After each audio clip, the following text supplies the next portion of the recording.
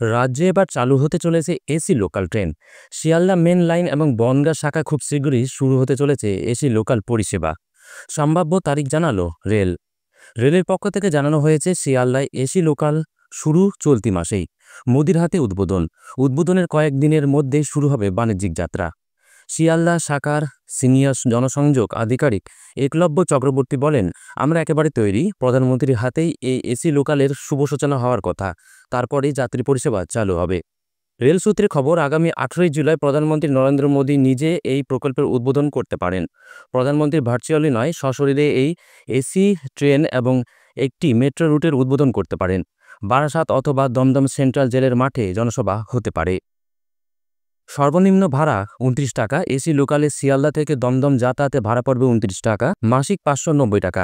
একইভাবে শিয়ালদা থেকে ব্যারাকপুরের ভাড়া পড়বে 56 টাকা, মাসিক 1210 টাকা। শিয়ালদা থেকে নৈহাটি যেতে খরচ পড়বে 85 টাকা, মাসিক 1720 টাকা। শিয়ালদা থেকে রানাঘাট দৈনিক 113 এবং মাসিক 2310 টাকা।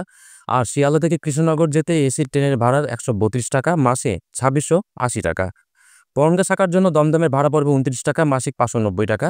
বারাসাতে দৈনিক ভাড়া 56 টাকা এবং মাসিক 1210 টাকা। হাবড়া যেতে ভাড়া পড়বে 85 টাকা, মাসিক 1720 টাকা।